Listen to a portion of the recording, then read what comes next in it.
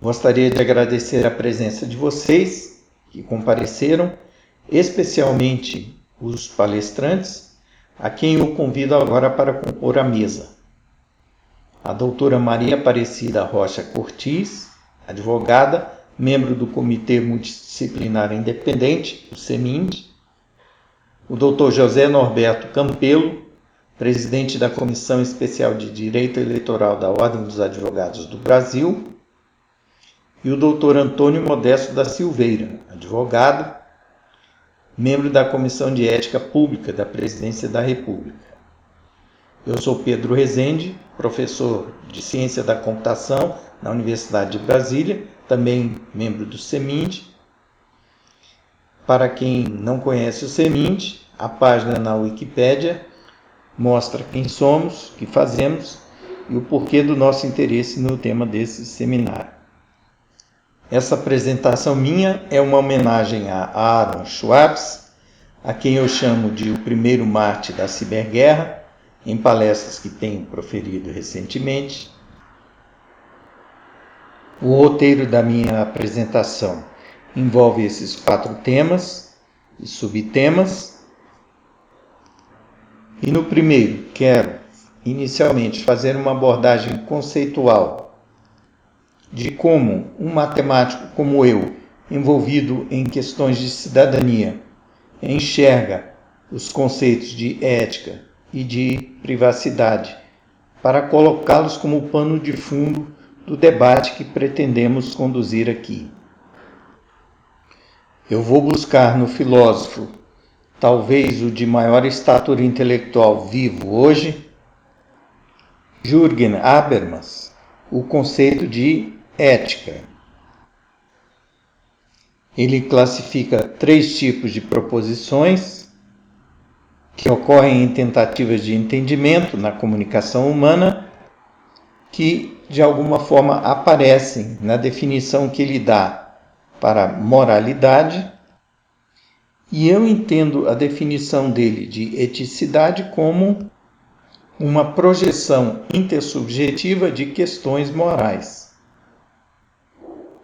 Há alguns que consideram ética como sinônimo de moral, mas no meu entendimento da leitura de Habermas, ética é uma moral pretensamente transitiva. Indivíduos procuram aplicar seus princípios a práticas ou situações sociais. Então, é com esse enfoque e com ênfase na palavra pretensamente que eu pretendo conduzir a minha apresentação. O que é a privacidade? Esse é um assunto que toca, com especial desafio, acadêmicos como eu que se dedicam à pesquisa e ao ensino da segurança computacional. Então eu vou buscar num grande pensador brasileiro uma definição que eu considero consoante com o meu entendimento do que seja segurança, do que é identidade. Muniz Sodré diz que identidade é uma mera projeção que fixa características que são fluidas e mutáveis no indivíduo. Então, no centro das identidades, ou na parte estável das identidades, estão aquilo que eu considero ou posso chamar de papéis sociais de uma entidade, seja uma pessoa, uma organização. E um papel social surge com a prática da comunicação em que um ente incorpora as funções daquele papel.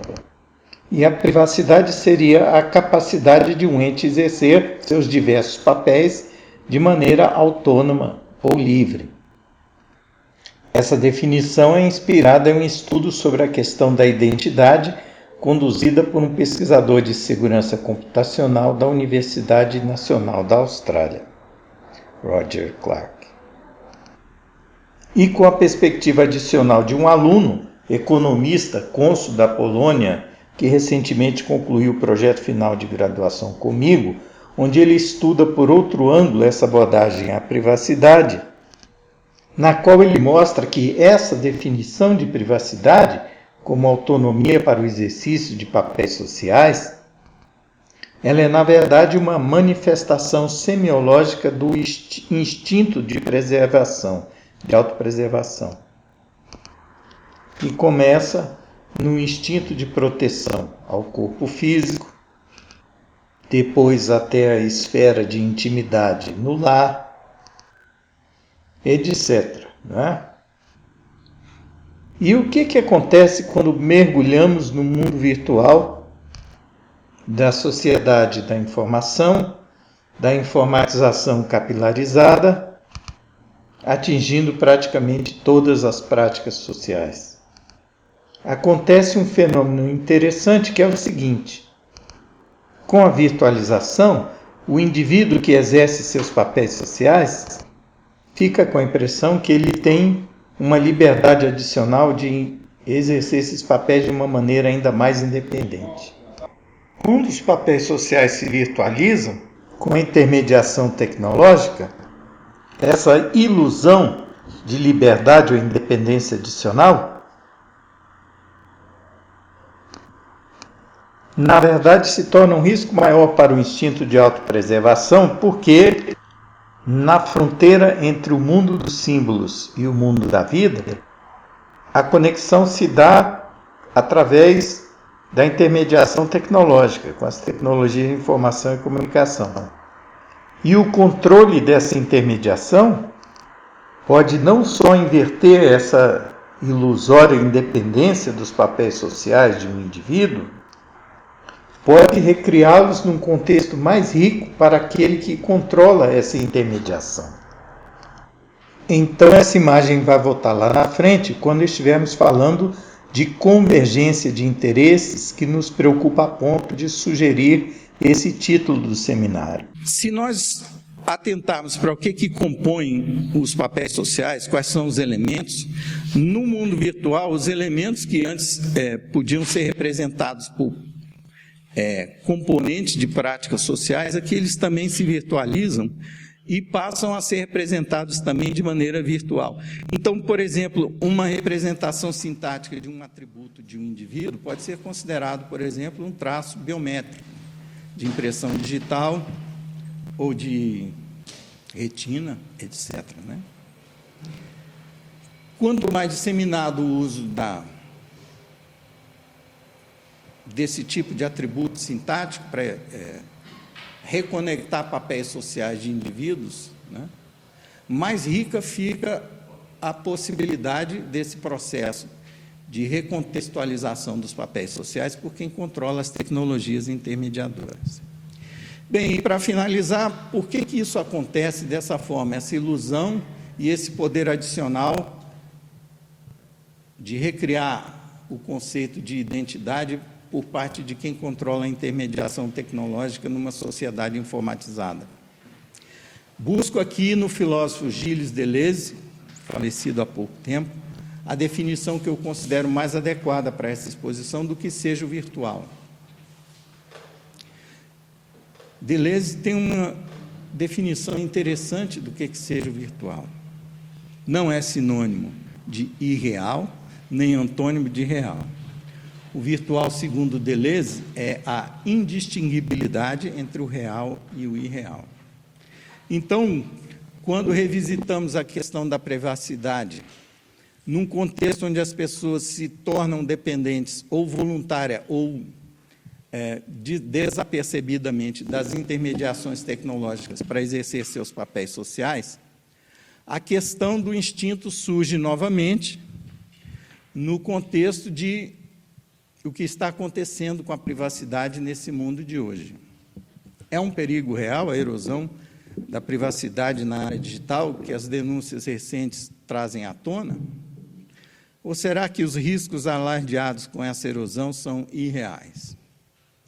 Bem, descartar essa questão é um sintoma de ocorrência da síndrome de Estocolmo. Será que liberdade pode ser trocada por proteção? Toda organização de Estado ou regime político com aspirações ou execução de projeto totalitário se baseiam nessa premissa. E, para quem não conhece Lon Snowden, esse é o pai do Edward Snowden, quando entrevistado pela rede NBC, confrontado com uma pesquisa de opinião que dizia que 56% da população pesquisada nos Estados Unidos dão razão ao que o aparelho de inteligência do Estado norte-americano vinha fazendo, legalmente ou não, o que ele tinha a dizer a respeito, a colocação dele é interessante, ele diz, bem, se as pessoas estão dispostas a fazer essa troca da sua liberdade por um sentimento maior de proteção contra ameaças terroristas, então os terroristas venceram. Porque o que faz a América são justamente os direitos civis e as liberdades individuais. Ele não foi o primeiro a falar isso. Um dos pais da América, Benjamin Franklin, foi quem primeiro colocou de uma forma mais sucinta. Quem troca um pouco de liberdade por mais sentimento de proteção não merece nenhuma coisa nem outra. Bem, e os drones? Eu tenho sofrido muita crítica por usar de forma abundante o termo ciberguerra nas minhas palestras. Falei de Aaron Swartz como mártir da ciberguerra.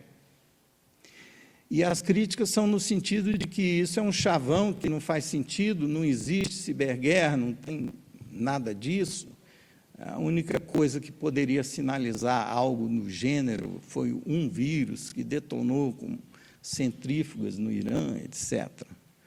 Mas eu não vejo bem assim, eu vejo a ciberguerra, a melhor definição que eu conheço da ciberguerra é de um artigo do Exército Popular de Libertação da China, numa publicação internacional em inglês, que está noutra transparência, eu não vou ocupar vocês aqui com ela. Mas, como eu aplico a definição deles no caso dos drones,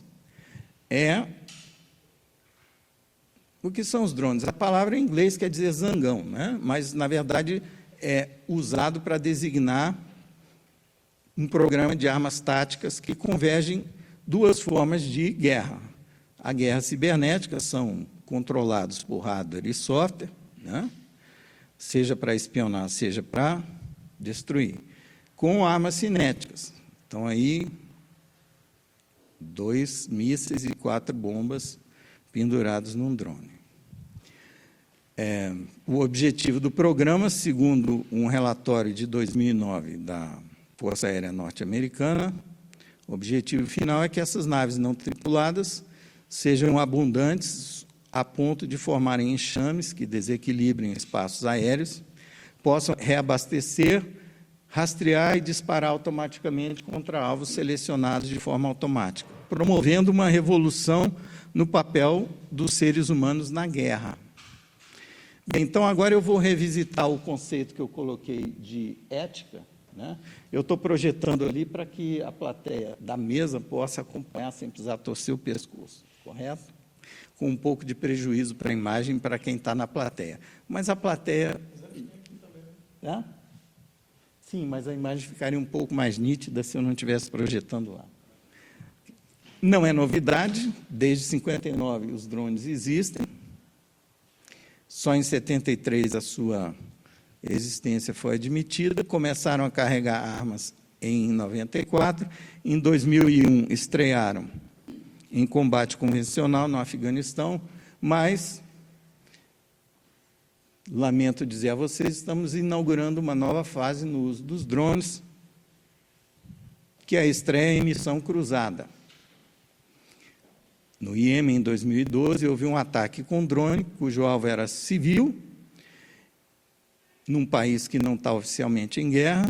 O alvo era de nacionalidade igual do serviço secreto que o bombardeou. A CIA tem um esquadrão de drones tão grande quanto o da Força Aérea Americana, competem por orçamento de drones, e o alvo atingido gerou mortandade também com crianças da mesma nacionalidade. Isso despertou a questão jurídica do uso de drones em tempo de guerra peronomútil.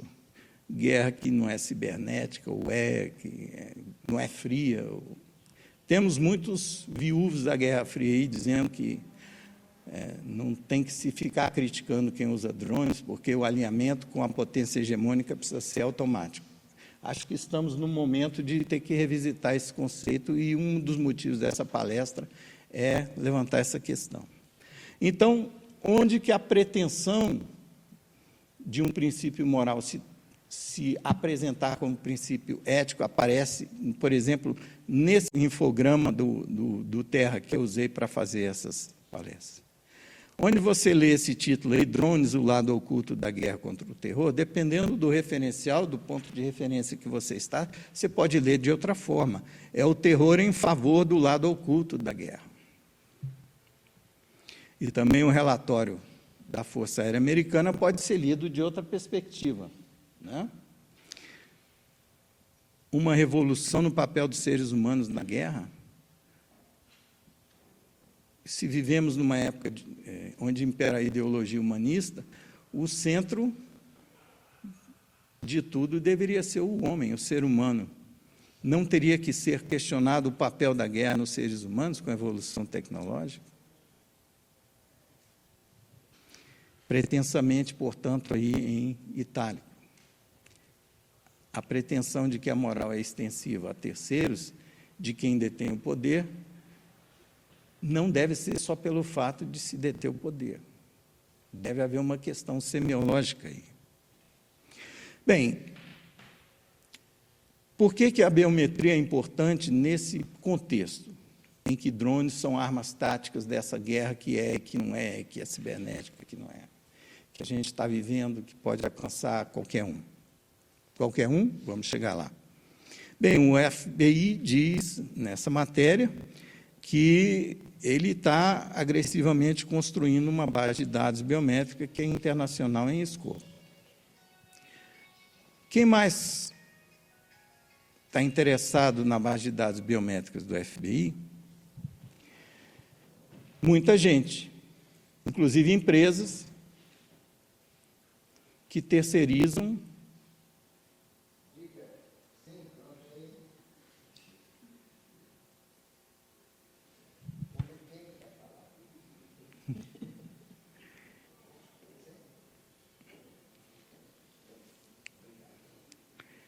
Então, essa base de dados, que vai ser integrada com outras formas de biometria, outras formas de cruzamento de dados da vigilância global, ela exige uma aplicação tecnológica não trivial e foi terceirizada pelo governo americano, pelo FBI, de uma maneira a poder ser integrada com outras aplicações, além daquelas a que se destina o Federal Bureau of Investigations. E, para isso, foi criada uma forma de contrato, onde houve uma licitação e a maior fabricante de armamentos do planeta se qualificou e ganhou a licitação para administrar essa base de dados, né? Isso em 2011.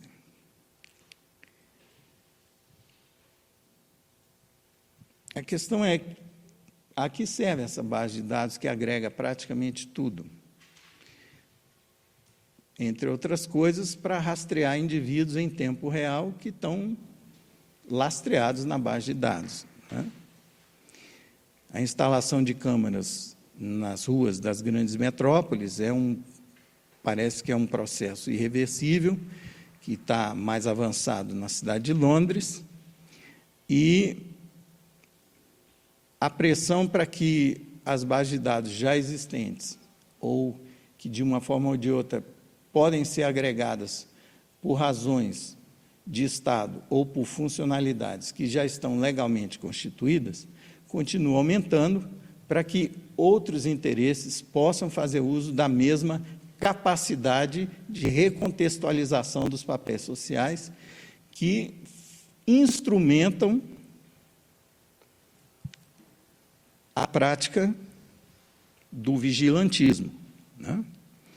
Então, uma sociedade da vigilância está se formando com um novo ordenamento jurídico que vai sendo imposto por pressão econômica e política nos legislativos para que as leis se tornem cada vez mais abrangentes, para permitir que a prática do vigilantismo se prolifere. E aí, alguns estudos jurídicos, como esse do Centro de Direito Constitucional dos Estados Unidos, com a ajuda de um doutorando de Direito da Universidade de Nova York, questiona, né?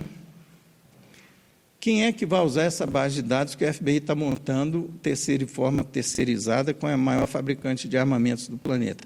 Ora, em 2004, um dos diretores do FBI disse o seguinte, num evento, um congresso de fabricantes de equipamentos e tecnologia de biometria. Ele disse o seguinte, a única maneira de rastrear terrorista é com biometria. Na verdade, há uma certa confusão no uso das palavras aí, porque o terrorista, quando ele é inequivocamente identificado como terrorista, é porque ele já praticou atos terroristas. E quando ele é radical, a prática é instantânea e unidirecional, ele se explode e acabou.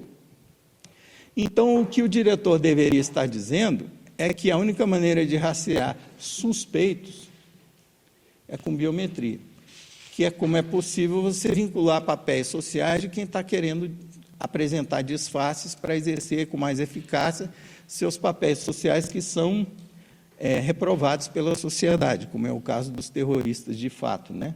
Mas pode ser também dos ativistas por direitos civis, que vão contra essa tendência, cujos princípios éticos ou morais vão contra essa tendência de vigilantismo, né?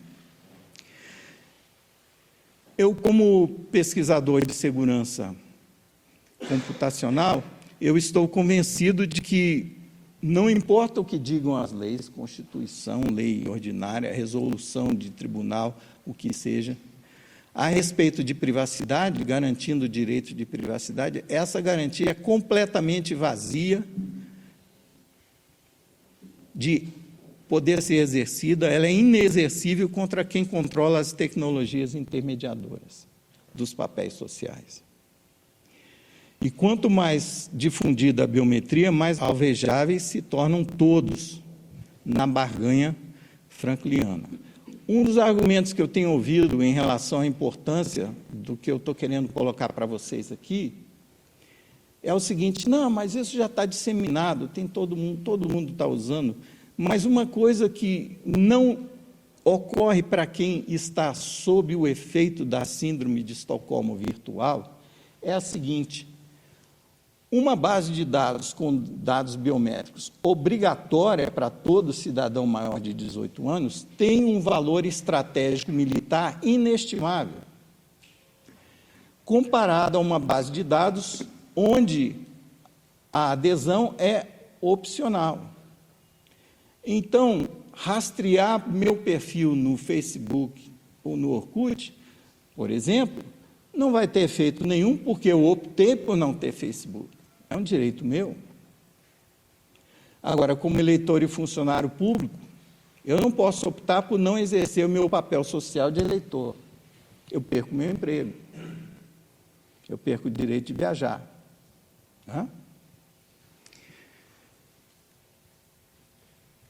Bem, finalmente alguém no círculo político norte-americano admitiu que drones têm um custo político que está aumentando. São cerca de 5.000 pessoas já mortas de 2001 para cá, por drones. No Paquistão, 80% civis. Né? Essa é uma das fotos que entrou no diagrama de divulgação do evento. E aqui um estudo jurídico conduzido pelas universidades de Stanford e Nova York, onde o levantamento sobre a eficácia do uso de drones em guerras convencionais, aquelas onde morre gente,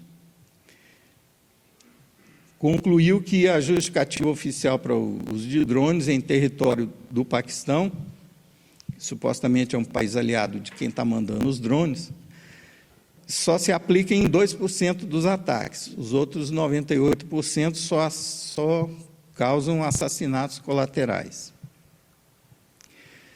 Bem, em março desse ano, questionado por conta do ataque que houve no Iêmen, que matou americanos, o Departamento de Justiça dos Estados Unidos, na sua interpretação da lei, disse que sim, tanto a CIA quanto a Força Aérea Americana têm o direito legal de usar drones para matar civis sem processo nos Estados Unidos, inclusive americanos. E quando foram perguntar ao diretor da CIA, mas como assim? Não era só para os estrangeiros, essas exceções todas do Patriot Act? A resposta dele foi: estamos engajados numa guerra global ao terror. E drones são uma ferramenta eficaz contra militantes que planejam ataques. Bem, agora já não é terrorista, agora é militante. Então, de que ele está falando? Militante como sinônimo de terrorista? Planejam ataques. Que tipo de ataque? Ataque cinético? Ataque cibernético? Essa palestra pode ser considerada um ataque cibernético? Não sei. Mas eu posso dizer que tem um outro estudo, que está com o link aí e tudo, né? Na transparência, vão estar disponíveis depois no site do evento, que 25% dos ataques, hoje, executados com drones, são programados com dados de mineração de padrões de comportamento, sem identificação positiva do alvo. Alguém que frequenta com muita assiduidade a sala do professor Pedro, aqui nesse prédio, por exemplo, pode passar por um filtro lá e começar a ser suspeito de militante, ou sei lá, ativista. Por que eu digo isso?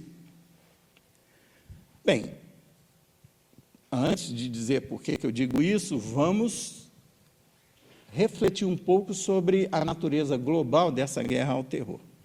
Há uma disputa por orçamento dentro das Forças Armadas e aparelhos de inteligência americanos, não só americanos, mas todos os países que têm um programa de drones, para ver quem tem mais direito de ter seus drones.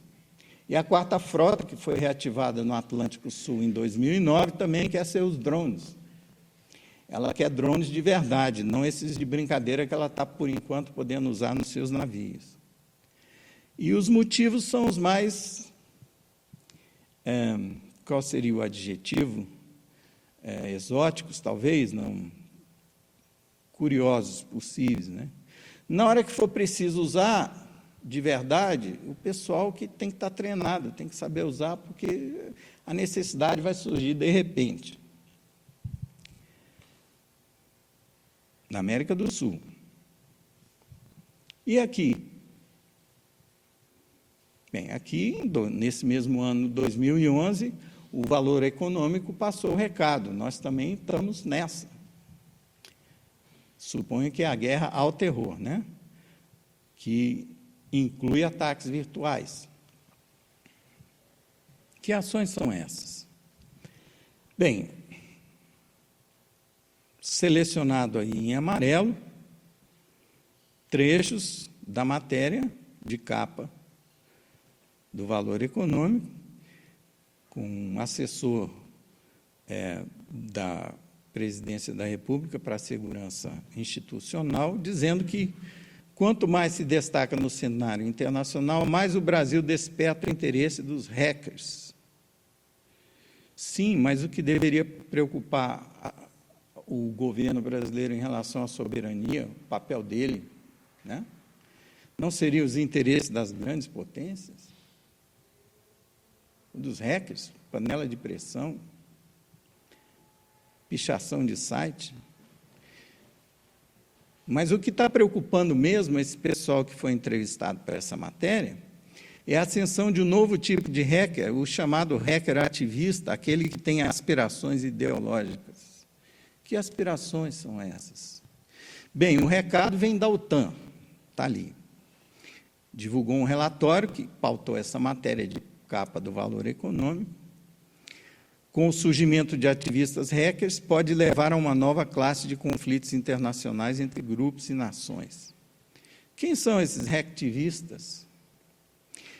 Bem, está o contexto aqui explicando. São indivíduos com amplos conhecimentos sobre computadores e segurança da informação. Ativistas hackers declaram-se defensores de causa como a liberdade de expressão na internet. A militância ocorre por meio das redes sociais. Ufa, ainda bem que eu não tenho Facebook, mas eu tenho um portal. Usando blogs, estou eu aí, e sites, divulgam suas ideias e recrutam colaboradores. É minha obrigação orientar alunos. Se eles colaboram me buscando a minha orientação, eu não posso recusar. É meu papel. Sou pago pelo Estado para pensar, procuro exercer essa função pública com discernimento e com liberdade de consciência. Não? E parte dela me colocou aqui na mesa falando com vocês agora essas coisas que eu estou mostrando.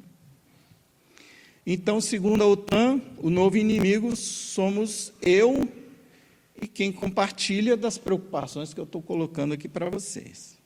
Como, por exemplo, transparência pública, que é o assunto do resto da nossa exposição, e o direito constitucional à privacidade. E o assunto que eu quero trazer é a biometria no processo eleitoral. A primeira vez que se soube de público que havia um projeto de biometrização do processo eleitoral brasileiro foi em 2005, quando se anunciou um seminário ocorrido aqui em Brasília, chamado Identificação do Eleitor e Reforma Política, que introduziria a identificação biométrica para o aprimoramento do processo de votação. Como acadêmico, pesquisador em segurança, eu entendo que o aprimoramento via identificação biométrica tem que cumprir certas etapas, senão o adjetivo fica sem justificativa. Essas etapas são escolha de um método compatível com a capacidade computacional do que ele vai controlar, um método de contingência para cuidar dos falsos negativos, que são inevitáveis com a biometria, seleção de sistemas para um método escolhível, compatível com o sistema a controlar, tanto no cadastro quanto na ponta onde vai ser identificado, que no caso do processo eleitoral é a urna, e um projeto piloto para validar a viabilidade e adequação em termos de custo-benefício, com alguma métrica, qualquer que seja. Bem, nesse seminário eu fiquei surpreso porque ninguém falou de plano de contingência, como se faria com os falsos negativos, e a manifestação dos apresentadores lá naquele evento, estava lá? Ainda não tinha entrado? Tá. Escuta aí, como é que vocês vão fazer com os falsos negativos? O que é isso? Quem está apresentando como corpo técnico do projeto, dá uma resposta dessa, para mim, eu fiquei sem entender. Mas eles disseram, vamos estudar o problema. E o tempo passou e não apareceu solução do problema. Como lidar com os falsos negativos.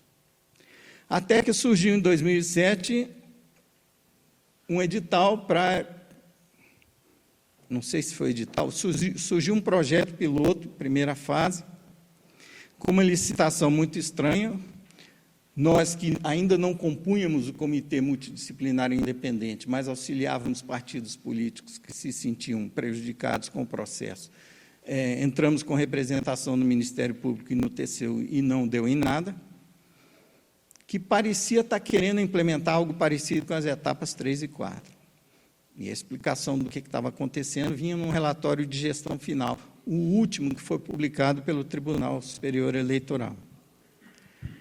Lá ele explicava o que era esse projeto piloto. Mesmo sem autorização legal para exigir dados biométricos de eleitores no recadastramento, 3 municípios tiveram a eleição de 2008 feita assim, com a solução para a etapa 2, que é tratar dos falsos negativos, nula. O que eu estou chamando de solução nula para a etapa 2?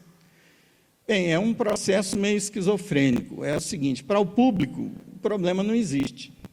seja no relatório, seja na propaganda oficial, que insinua que a biometria é para evitar que o eleitor vote por outro. E no relatório está lá escrito com todas as tintas. Eu destaquei em negrito definitivamente aqui. Mas internamente tem que se dar uma solução, porque o direito de votar, num país onde a eleição é obrigatória, não depende de tecnologia, depende do regime democrático. Então, a solução implementada na prática foi ficar tudo como antes. A senha que o mesário antes usava para liberar eleitor identificado via documento de papel, continua funcionando do mesmo jeito para liberar quem não foi identificado pela biometria ou quem alegar que a biometria deu erro. Só que agora a senha muda de nome, porque não, né, senão fica exposto que a biometria não vai servir para o que promete. Então a senha passou a se chamar código específico, a senha do mesário. Então o único efeito que conseguimos medir no CEMIND desse processo de biometrização, que é chamado no relatório de aprimoramento do processo eleitoral, foi o seguinte: as fraudes em que o mesário libera votações em nome de ausentes para os da turma, agora via código específico, não mais senha de mesário, ficam camuflados com a parafernália biométrica. Como que isso se mede? Na frequência em que os falsos negativos ocorreram na eleição em que as medidas foram divulgadas, na segunda fase, a de 2010. Enquanto o fabricante do equipamento licitado e implementado na urna dizia que a ocorrência de falsos negativos com aquele equipamento deveria girar em torno de 1% em média, foi detectado uma ocorrência de 7%. E algumas sessões eleitorais tiveram mesários com muita afoiteza para usar o código específico. Tem uma aqui em Alagoas, no município de Marimbondo, onde 65% dos eleitores votaram com a biometria ou falhando, ou alegadamente falhando, via sendo mesário, agora código específico.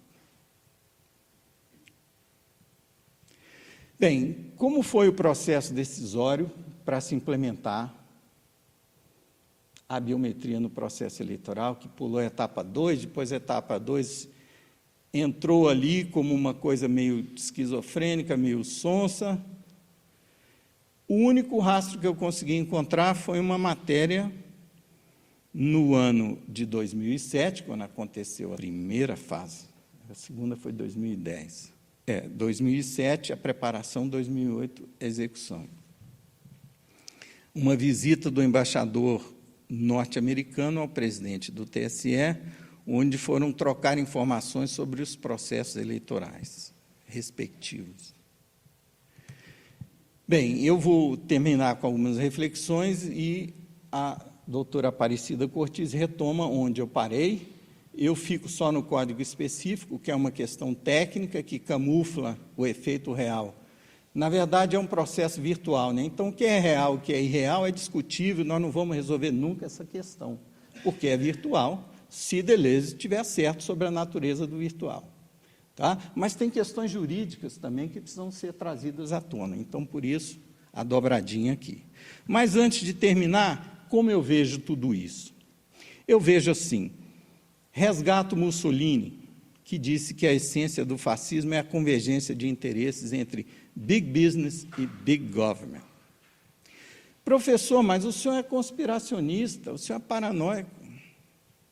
Bem, se eu sou estudante, se eu sou pesquisador sério de segurança na informática, eu tenho que estudar conspirações. Assim como o direito tipifica e aplica esses tipos em processos que envolvem conluios, conchaves, artigo 171, o pesquisador em segurança não pode fugir à regra.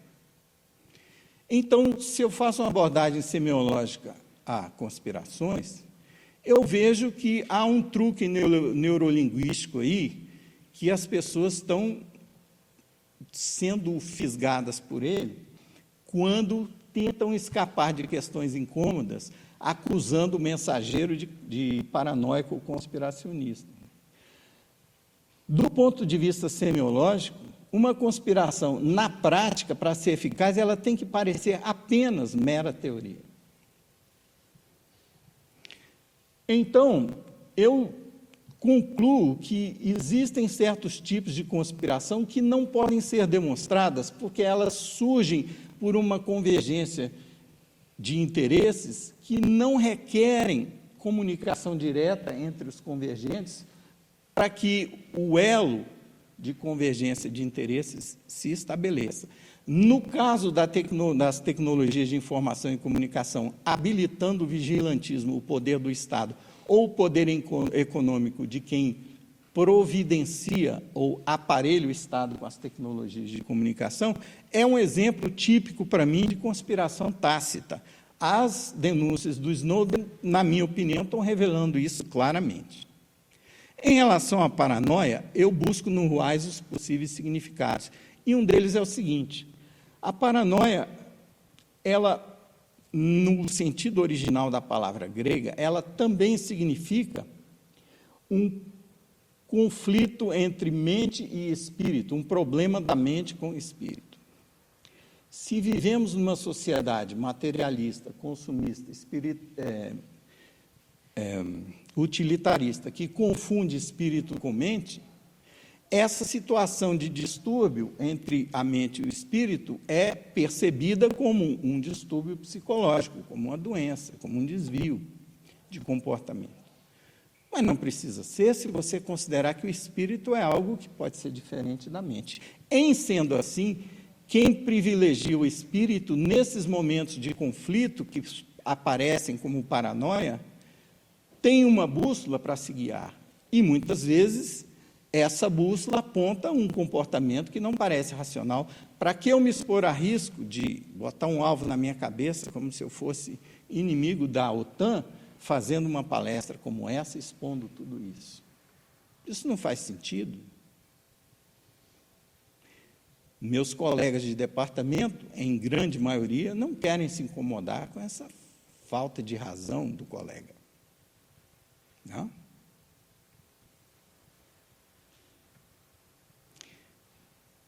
Querem ver, para finalizar, mais 2 exemplos da conspiração tácita envolvendo o uso da tecnologia para recriar o contrato social do Estado, de que falava Hobbes, que é permanente? Qual foi a reação da União Europeia, a Comissão Europeia, às denúncias de Snowden?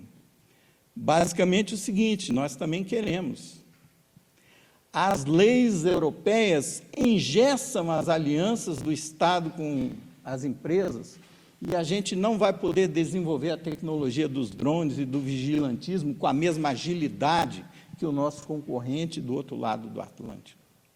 Então, precisamos reformar nossas leis para flexibilizar esses possíveis acordos do capital com o Estado. Bem, se o FBI tem um ex-diretor da ABIN, que quando foi nomeado pelo presidente Lula, uma matéria da Carta Capital mostrou que o cartão de apresentação dele tinha, de um lado, as credenciais dele como agente da ABIN e, do outro, as credenciais dele como agente do FBI, um verdadeiro agente duplo. Agora, eu não sei se isso é bom ou ruim, porque o FBI, para cumprir a sua missão perante o Estado norte-americano, não tem nenhuma reserva em violar a lei. Essa matéria aqui diz de 5.600 ocorrências de violação da lei com autorização superior para o exercício das suas atividades, né, de combater o crime, onde está misturado a militância e ativismo, quem prega a liberdade de expressão, etc. Bem, um Estado totalitário realmente eficiente seria um no qual os todo-poderosos mandantes da política e seus exércitos de executivos controlam uma população de escravizados que não precisam ser coagidos porque eles adoram a sua servidão. Eles adoram. Mas, professor, eu vou ficar sem Facebook? É uma opção sua, eu nunca tive. Aldous Huxley. Muito obrigado.